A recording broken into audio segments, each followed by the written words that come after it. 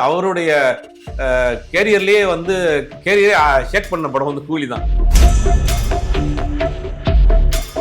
இந்த மாதிரியான ஒரு டிராபேக் வந்துருச்சு. இதை சரி பண்ணணும்னா இதை விட பெட்டரான ஒரு அடி அடிக்கணும்.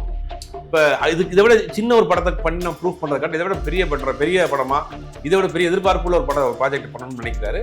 அது லோகேஷுடைய ஏற்பாடு தான். அது சினிமா இன்னைக்கு எந்த நிலைமையில இருக்கு, அது தமிழ் சினிமாவினுடைய பிஸ்னஸ் கம்மியாகிட்டே போகுது, பட்ஜெட் அதிகமாகிட்டே போகுது. இது வளர்ச்சியா? அது அப்ப சினிமாவுக்குள் வர்றதற்கு ரஜினி தேவைப்படுது, அரசியலுக்குள் போறதுக்கு எம்ஜிஆர் தேவைப்படுது. அப்போ ஒரு காலகட்டத்துக்கு ஒருத்தர் அவர் வந்து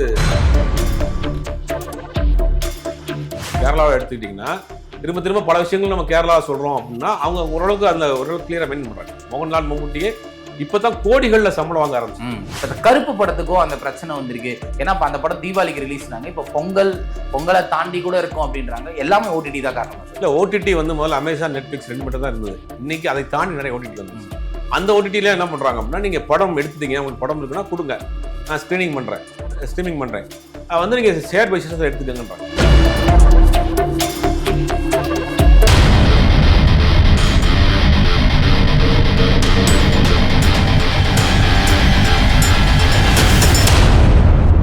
எஃப்டி சினிமாஸ் எக்ஸ்க்ளூசிவ் நேயர்களுக்கு வணக்கம். நம்ம கூட மூத்த பத்திரிகையாளர் சுபேர் சார் இருக்காரு. சார் வணக்கம். வணக்கம் சார். லோகேஷ் அவருக்கு இந்த படம் இப்போ ஆல்மோஸ்ட் வந்து அவருக்குமே வந்து ஒரு ப்ரூவ் பண்ணி ஆக வேண்டிய ஒரு சுச்சுவேஷன்ல தானே சார் இருக்காரு. லியோ கலவையான விமர்சனம், பட் கலெக்ஷன் இருந்துச்சு. இந்த படத்துக்கு அவருக்கு வந்த மாதிரி ஒரு ட்ரோல் வந்து வேற எந்த படத்துக்குமே வரல. நம்ம வீடியோல நிறைய ரோஸ்ட் தான் பண்ணோம், நிறைய ரோஸ்ட் வீடியோஸ் பாக்குறோம். அப்படி இருக்கும்போது லோகேஷ்க்கு இந்த படம் எவ்வளவு முக்கியமான படம், ரொம்ப லைஃப்ல வந்து ரெண்டாவது செகண்ட் இன்னிங்ஸ் மாதிரி இந்த படம். ஏன்னா வந்து இது ஸ்கிரிப்ட் வைஸ் அவருடைய கேரியர்லயே வந்து கேரியரே ஷேக் பண்ண படம் வந்து கூலி தான். ஒட்டுமொத்தமாக அவருடைய கிரியேட்டிவிட்டியே கொஞ்சம் டச் பண்ணி பார்த்த படம். அப்போ கண்டிப்பாக அவர் வந்து ப்ரூஃப் பண்ணி ஆக வேண்டிய கட்டாயத்தில் இருக்கிறாரு. எனக்கு தெரிஞ்சு லோகேஷுடைய முன்னேற்பாடில் தான் இந்த ப்ராஜெக்ட் அவங்க மூவ் பண்ணுறாங்கன்னு நினைக்கிறேன். ஏன்னா இப்போ இந்த மாதிரியான ஒரு டிராபேக் வந்துருச்சு. இதை சரி பண்ணணும்னா இதை விட பெட்டரான ஒரு அடி அடிக்கணும். இப்போ இதை விட சின்ன ஒரு படத்தை பண்ணி நான் ப்ரூஃப் பண்ணுறதுக்காக இதை விட பெரிய படமா இதை விட பெரிய எதிர்பார்ப்புள்ள ஒரு ப்ராஜெக்ட் பண்ணணும்னு நினைக்கிறாரு. அது லோகேஷுடைய ஏற்பாடு தான். அது சார், லோகேஷ் பத்தி பேசிட்டோம். இப்ப தமிழ் சினிமால வந்து நிறைய விஷயங்கள் வந்து பேசப்படுது சார். அதுல மிகப்பெரிய ஒரு விஷயம் வந்து இந்த ஓடிடி வாங்க மாட்டாங்க, ஓடிடி வாங்காதனால இந்த படம் ரிலீஸ் ஆகல அப்படின்னு சொல்றாங்க சார். இப்ப இந்த கருப்பு படத்துக்கும் அந்த பிரச்சனை வந்திருக்கு. ஏன்னா அந்த படம் தீபாவளிக்கு ரிலீஸ்னாங்க. இப்ப பொங்கலை தாண்டி கூட இருக்கும் அப்படின்றாங்க. எல்லாமே ஓடிடி தான் காரணமா சார்? இல்ல, ஓடிடி வந்து முதல்ல அமேசான், நெட்ஃபிளிக்ஸ் ரெண்டு மட்டும் தான் இருந்தது. இன்னைக்கு அதை தாண்டி நிறைய ஓடிடி வந்துச்சு. அந்த ஓடிடில என்ன பண்றாங்க அப்படின்னா, நீங்க படம் எடுத்துட்டீங்க, உங்களுக்கு படம் இருக்குன்னா கொடுங்க, நான் ஸ்க்ரீனிங் பண்றேன் வந்து நீங்க ஷேர் பை ஷேர் எடுத்துக்கங்கன்றாங்க. நீங்க எனக்கு தெரிஞ்ச ஒரு படம்லாம் சின்ன படம் ஒன்று எடுத்தாங்க, அதில் போட்டிருக்காங்க அவங்க மாசம் ஏதோ ஒரு அமௌண்ட் வந்துட்டே இருக்கு. அந்த படம் பார்க்க உங்களுக்கு ஒரு அமௌண்ட் வருது. அப்படிங்கும்போது பிளாட்ஃபார்ம் வந்து ஓப்பன் ஆயிடுச்சு. முதல்ல ஒரு குறிப்பிட்ட ஆட்கள் மட்டும் கையில் மட்டும்தான் ஓடிடி பிளாட்ஃபார்ம் இருந்துச்சு. இப்போ நிறைய பிளாட்ஃபார்ம் வந்துருச்சு. டென்ட் கொட்டான வந்திருக்கு, நிறைய வந்துருச்சு. அப்படிங்கும் போது இன்னைக்கு அவங்க வந்து டிமாண்ட் கிடையாது. மார்க்கெட்டில் வந்து அவங்க வந்து தேடி போய் வாங்க வேண்டிய அவசியம், அவங்கள தேடி வர்றாங்க. அப்போ அவங்க டிமாண்ட் வைக்கிறாங்க, எனக்கு இந்த மாதிரி கொடுங்க, நான் இவ்வளோ தான் வாங்குவேன் அப்படின்னு. இவங்க வந்து ஓடிடி தளங்கள் வந்து இப்போ ரொம்ப விழிச்சுக்கிட்டாங்க. நிறையா ஓடிடி தளங்கள் வந்துருச்சு. நிறையா வெப்சீரிஸ்க்கு சில பிளாட்ஃபார்ம்ஸ்லாம் வந்துருச்சு. இப்போ அப்படிங்கும்போது பெருசாக அவங்கள சொல்லி கொடுத்த முடியாது, பிஸ்னஸ் கிடையாது, வேறு ஆப்ஷன்ஸ் நிறையா இருக்குது. அப்படிங்கும்போது அவங்க ஒரு ரேட் ஃபிக்ஸ் பண்ணுறாங்க, இவ்வளோ தான் நாங்கள் கொடுப்போம் அப்படின்னு. அது அவங்க பட்ஜெட் அதிகமாக போட்டு படத்தை எடுத்துடுறாங்க.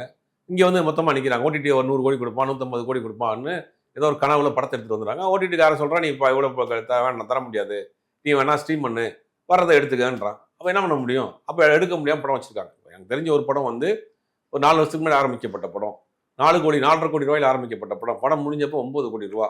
அவர் கையில் இந்த 4.5 கோடி ரூபா போச்சு, 5 கோடி ரூபா கடன் வாங்கியிருக்காரு. இந்த 4 வருஷமா 5 கோடி ரூபாய்க்கு வட்டி கட்டிட்டு இருக்காரு. அந்த படமும் விற்க முடியல, அந்த படமும் ரிலீஸ் ஆகல, விற்க முடியல, வட்டி மேலே வட்டி கட்டிட்டு இருக்காரு. இப்போ என்ன செய்யறதுன்னு தெரியாமல் தயாரிப்பாளர் நொந்து நூலாக போய் தோட்டத்தில் சுற்றிட்டு இருக்காரு. இதுதான் இன்னைக்குள்ள நிலைமை. அப்போ நீங்கள் ஒரு பட்ஜெட் டைரக்டராக இருக்கிறவங்க வந்து என்ன பண்ணணும்னா, முதல்ல பட்ஜெட்டை நீங்கள் வந்து ஃபிக்ஸ் பண்ணுங்க. இதுக்கு மேலே போகக்கூடாதுன்னு நினைங்க. உங்களுக்கு பணம் வர்ற ஒரு ப்ரொடியூசர் இருக்கிறாருங்க, அவருக்கு ஒரு குடும்பம் இருக்குது, அவருக்கு ஒரு பிஸ்னஸ் இருக்குது. அப்போ அவர் உயிரோடு இருந்தால் தான் நம்ம அடுத்தடுத்து படம் பண்ண முடியும், அவங்களுக்கு பின்னாடி வரக்கூடிய ஆட்கள் படம் பண்ண முடியும். அதெல்லாம் அவங்க வந்து ஒரு டேரக்டர், ஒரு ப்ரொடியூசர் கிடைச்சிட்டாங்கன்னா ஒட்டுமொத்தமாக அந்த ப்ரொடியூசரை காலி பண்ணக்கூடிய வேலையில் சில பேர் பண்ணுறாங்க. முதல் படத்தில் ரொம்ப என்ன பண்ணுறாங்க, பவியமாக பண்ணிவிட்டு அடுத்த படத்துக்கு நாங்கள் அடுத்த பட்ஜெட்டே 100 கோடி, 150 கோடி, 200 கோடி. இந்த சினிமா இன்னைக்கு எந்த நிலைமையில் இருக்குது, அது தமிழ் சினிமாவினுடைய பிஸ்னஸ் கம்மியாகிட்டே போகுது, பட்ஜெட் அதிகமாகிட்டே போகுது. இது வளர்ச்சியா? இது தப்பான விஷயமான வைக்கப்பட்டிருக்கு. அன்னைக்கு பன்னீர் புஷ்பங்கள் படத்தில் அன்னைக்கு சந்தனம் சார் சொல்றாரு 28 நாள்ல நாங்க ஊட்டியில ஒரு படம் எடுத்தோம்ன்றாரு. அந்த படத்தினுடைய பாடல் இன்னைக்கு கொண்டாடிட்டு இருக்காங்க. அந்த படத்தை என்ன செய்யறாங்கன்னா ஒரு ஆர்டிஸ்ட்டை வந்து ஒரு வேன்ல அப்படியே கூட்டு போறாங்க சாங் எடுக்கிறது. எங்க லொகேஷனா இருந்தா அப்படியே எங்க இறங்கி அங்க ஒரு ஷார்ட் போட்டோ எடுக்கிற மாதிரி எடுத்துருவாங்க. இப்படி ஊட்டி லொகேஷன்ல ஊட்டியில காலைல 6:30 மணி 7 மணிக்கு தான் போக முடியும். 4:30 மணிக்கெல்லாம் க்ளோஸ் ஆயிரும். அன்னைக்கு வந்து பெருசா லைட்ஸ் கிடையாது, அன்னைக்கு வந்து மானிட்டர் கிடையாது. நீங்க எடுத்த ஃபுட்டேஜை வந்து நம்ம வந்து இங்க ப்ராசஸ் பண்ணி தான் பார்க்கணும். இந்த சுச்சுவேஷன்ல 28 நாள்ல படம் எடுத்திருக்காங்க. இன்னைக்கு எல்லா டெக்னாலஜிஸ் வந்துருச்சு. 10 கேரவன் நிக்குது, 4 ஜென்ரேட்டர் நிக்குது, ஸ்பாட் எடிட் பண்றீங்க, 4 கேமரா போட்டிருக்கீங்க, ட்ரோன் போட்டிருக்கீங்க, அது போட்டிருக்கீங்க. ஆனா இன்னைக்கு என்ன ஆச்சு? அவ்வளவு டெக்னாலஜி 110 நாள்ல சின்ன படம், 300 நாள் எடுத்தா தான் அது பெரிய படம்ன்ற மாதிரி அவங்க வச்சிருக்காங்க. 300 நாளுங்கிறது ஒரு நாளைக்கு வந்து குறைஞ்சபட்சம் 100 பேரை நீங்க கூட்டு போறீங்க. கேரவன் 5-6 கேரவன் நிக்குது, ஜென்ரேட்டர் நிக்குது, அது 100 பேரை கூட்டு போய் வச்சு 100 பேருக்கு சாப்பாடு போட்டு 100 பேருக்கு சம்பளம் கொடுத்து ஒரு நாள் ஷூட்டிங் எக்ஸ்பென்சஸ் எங்க போய் நிக்குது? இன்னைக்கு ஒரு பெரிய படத்தினுடைய 10 நாள் ஷூட்டிங் எக்ஸ்பென்சஸ் தான் ஒரு சின்ன படத்தினுடைய ப்ரொடக்ஷன் காஸ்ட் பட்ஜெட்டே அந்த அளவுக்கு நீங்க போயிடுச்சு. அப்ப தயாரிப்பாளர் தலையில தான் போய் மொத்தமா கை வச்சு தயாரிப்பாளர் கொண்டு போய் ஓட்டிட்டு போறப்ப அவன் கதை அடைச்சிடான். கிடையாது, பிசினஸ் கிடையாது, இந்த நடிகைக்கு இவ்வளவுதான் பிசினஸ். அப்ப டைரக்டர்ஸ்க்கு வந்து முதல்ல வந்து புரியணும், நம்ம இந்த நடிகரை வைத்தா இவ்வளவுதான். முந்திலாம் அசினேட்டரா இருக்கிறப்ப போக பண்ணா, இப்போ நான் அசினேட்டரா இருக்கேன், ஒரு ப்ரொடியூசர், நீங்க ஒரு ப்ரொடியூசர் நான் கதை சொல்ல போறேன் அப்படின்னா முத நாளே நான் வந்து என்ன பண்ணுவேன்னா ஒரு ப்ரொடக்ஷன் மேனேஜரை கூட்டு போய் 40 நாள் ஷூட் போட்டிருக்கேன் பிளான், இதுக்கு எவ்வளோ நான் பட்ஜெட் வரணும், ஒரு பட்ஜெட் வாங்கிடும். வாங்கிட்டு ஒரு அசினேட்டரே ஒரு டேரக்டரை பார்த்து கதை சொல்ல போறாருன்னா ப்ரொடியூசர்கிட்ட முதல்ல சொல்றது, சார் இது வந்து 40 நாள் இந்த படம் நான் ஷெடியூல் பிளான் பண்ணியிருக்கேன், இவ்வளோ பட்ஜெட் ஆகும், இவ்வளோ பிசினஸ் ஆகும், இதுக்கு மேல மேக்ஸிமம் போகாது, போனா ஒரு 5 நாள் 6 நாள் போகும் அப்படின்னு கிளியரா சொல்லுவாங்க. இப்ப வரக்கூடிய டேரக்டர் என்ன சொல்றாங்க அப்படின்னா அந்த டீடைலிங்கே கிடையாது. அந்த ப்ரொடக்ஷன் மேனேஜர் டிஸ்கஸ் பண்றதில்ல, பிசினஸ் சைட்ல டிஸ்கஸ் பண்றதில்ல, இவங்க நினைச்ச கற்பனையை அப்படி எடுத்துருவோம் அப்படிங்கிற ஒரு விஷயத்துல பண்றாங்க. தயாரிப்பாளர் மாட்டிக்கிறாங்க. நீங்க படத்தை எத்தனை நாள் முடிங்கன்னு ஒரு டைரக்டர்கிட்ட கேட்டீங்கன்னா அவங்க சொல்ல மாட்டேங்கிறாங்க, படத்தை போட்டு காட்டுறது கிடையாது. இதெல்லாம் என்ன பண்றாங்கன்னா ஏவிஎம் மாதிரி நிறுவனங்கள் படமே பண்ண வேண்டாம், பேசாம போயிடுவோன்ட்டு அவங்க எல்லாம் படம் ப்ரொடக்ஷன் பண்றதை நிப்பாட்டாங்க. அப்போ இதை வந்து டேரக்டர்ஸ் வந்து புரிஞ்சுக்கணும், ஒரு ஹீரோக்கு எவ்வளோ வேல்யூ, இவர் தலையில எவ்வளோ வெயிட் வைக்க முடியுங்கிறத புரிஞ்சாதான் இண்டஸ்ட்ரியில். இப்போ கேரளாவை எடுத்துக்கிட்டிங்கன்னா திரும்ப திரும்ப பல விஷயங்கள் நம்ம கேரளாவை சொல்கிறோம் அப்படின்னா அவங்க ஓரளவுக்கு கிளியராக மெயின்டைன் பண்ணுறாங்க. மோகன்லால் மம்முட்டியே இப்போ தான் கோடிகளில் சம்பளம் வாங்க ஆரம்பிச்சாங்க. ஏன்னா அது சின்ன இண்டஸ்ட்ரி தான், கோடிகளில் சம்பளம் வாங்குறாங்க. அவங்க கதைக்கு ரொம்ப இம்பார்ட்டன்ட். சரி, இன்னைக்கும் அவங்களோட கமர்ஷியல் ஃபிலிம் தான் சார் 60 நாள், நார்மலாக அவங்க எடுக்கிற படம்லாம் 30 நாள் 40 நாள் மேக்ஸிமம். இன்னைக்கு இல்லை, அன்னைக்கு இருந்து அப்படிதான். அன்னைக்கு 18 நாள் 14 நாள் படத்தை முடிச்சிடறாங்க. அப்ப அன்னைக்கு எடுத்த படங்களும் குவாலிட்டியா தான் எடுத்திருக்கிறாங்க. அப்ப இன்னைக்கு நம்ம ஏன் இவ்வளவு பண்ணணும்? அப்ப அதை வந்து வரக்கூடிய டேரக்டர்ஸ் கொஞ்சம் புரிஞ்சு நடந்துக்கணும். முதல் நமக்கு ஒரு 1000 கோடிக்கும் படம் எடுக்கலாம், நம்ம கற்பனைக்கு எல்லையே கிடையாது, எப்படினாலும் படம் எடுக்கலாம், செட்டு போட்டு நம்ம எடுக்கலாம், நார்மலா எடுக்கலாம். அதை வந்து நம்ம வந்து இந்த ஹீரோவுக்கு எவ்வளவு தாங்குவாரு, இந்த ஹீரோவுக்கு இந்த ப்ரொடியூசர் எவ்வளவு தாங்குவாருங்கிறத முதல்ல ரியலைஸ் பண்ணிட்டாங்கன்னா சினிமா இண்டஸ்ட்ரி இருக்கும். சார் இந்த பட்ஜெட் சொன்னீங்க சார், இப்போ கடைசியா கூலி கலெக்ஷன் தான் போடுறாங்க. எனக்கு அந்த கலெக்ஷன் ரிப்போர்ட்டை போடும்போது வந்து எனக்கு ஒரு பக்கத்துல சிரிப்பு தான் சார் வருது. ஏன்னா வந்து எல்லாமே லியோவை விட ஒரு 1.5 கோடி 2 கோடி, நான் ஒரு மீம் கூட பார்த்தேன், அதை விட 6 பைசா ஜாஸ்தி. இது இவரு செந்தில்லோ கவுண்டமணியும் ஒரு இதுக்கு போவாங்க, இதை விட அது 6 பைசா ஜாஸ்தி அப்படின்ற மாதிரி. எதுக்காக அந்த பட்ஜெட்டை விட அதிகமா சொல்றாங்களா, இல்ல உண்மையிலே அவ்வளவு கலெக்ஷன்? உண்மையே இந்த படம் கலெக்ஷன் வைஸ் பெரிய கலெக்ஷன். ஏன்னா படம் ரிலீஸ் ஆகிறதுக்கு முன்னாடியே கிட்டத்தட்ட 550 கோடி ரூபா 560 கோடி ரூபாய்க்கு பிசினஸ் ஆயிடுச்சு. இப்போ தமிழ்நாடு தியேட்டருக்குங்கிறது all over India, all over world தியேட்டருக்கில் மட்டும் அந்த 4 நாளில் வந்து 540 கோடி ரூபா கலெக்ஷன். ஆல் ஓவர் வேர்ல்டு 100 நாட்டில் படம் ஸ்க்ரீன் பண்ணியிருக்காங்க. கேரளா, ஆந்திரா, தெலுங்கானா, மற்ற எல்லாம் சேர்த்து சொல்கிறேன், எல்லாம் சேர்த்து 4 நாளில் 560 கோடி ரூபா. அது மட்டும் இல்லாமல் இப்போ அடுத்த செகண்ட் வீக்லேயும் படம் வந்து சுமாராக போயிட்டு இருக்கு, ரொம்ப உட்காரல.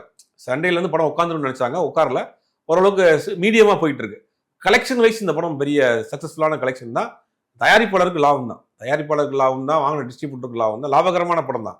ஆனா இதை விட பெருசா எதிர்பார்த்தாங்க, இண்டஸ்ட்ரி எதிர்பார்த்து அது ஒரு 1000 crores அவங்க பெரிய டார்கெட்டா இருந்தது. இந்த படம் அடிக்கும் அப்படின்னு பாக்குறப்ப கண்டென்ட் வெயிட்டா இல்லாதனால அந்த படத்துக்கு ஒரு பெரிய இது. ஆனா லியோ கூட எந்த பிரச்சனையும் இல்லை சார், விஜய் கூட எந்த பிரச்சனையும்? விஜய் கூட பிரச்சனை இல்லைன்னா நீங்க விஜய் ரசிகர் தான் கேட்கணும். ரஜினிகாந்தை பொறுத்த வரைக்கும் அவர் இதை ஒரு இதே பண்ணல.